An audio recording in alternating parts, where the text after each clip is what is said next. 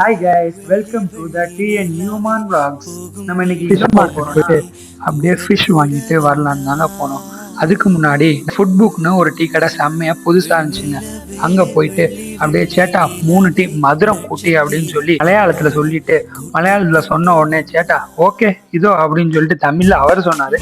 சொல்லி டிகாஷனை ஊத்தி நல்லா ஸ்ட்ராங்கா போட சொல்லியிருந்தோங்க. நல்லாவே போட்டிருந்தாங்க. நீங்களே பாருங்க அது எப்படி இருந்துச்சுன்னு உங்களுக்கு காட்டுறேன். செம்மையா இருந்துச்சுங்க. இந்த நம்ம ஊர் ஸ்டைல்ல பாய்லர்ல வச்சு போடுவாங்க, அது மாதிரியே இருந்துச்சுங்க. பார்க்க ரொம்ப செம்மையா இருந்துச்சுங்க.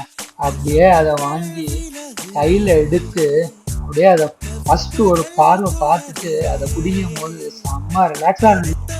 குடிச்ச டீக்கு 300 பைசா, நம்ம ஊர் காசுக்கு அரௌண்ட் 65 ருபீஸ் கொடுத்துட்டு அப்படியே கிளம்பிட்டோங்க.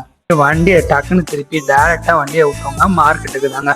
அப்படியே நேரா போயிட்டு இருந்துச்சுங்க. ரொம்ப தூரம் அப்படியே போயிட்டே இருந்துச்சுங்க. நாங்கள் அப்படியே அந்த இதில் சாங்ஸை போட்டு கேட்டுட்டு நம்ம பிடிச்ச சாங்ஸ்லாம் போட்டு கேட்டோங்க.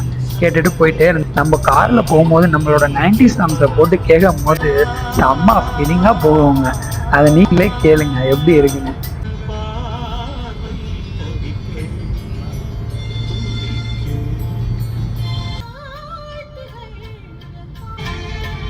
அப்படியே போயிட்டு இருந்தோங்க. அந்த ஷிப்பு தெரியுது பார்த்தீங்களா, அதுதாங்க மத்ரா மார்க்கெட். இதாங்க ஃபிஷ் மார்க்கெட் என்ட்ரன்ஸ் மத்ரா. அப்படியே உள்ளே போவோம். செம்ம ரஷ்ஷாக இருக்குங்க. நீங்களே அதை பார்ப்பீங்க.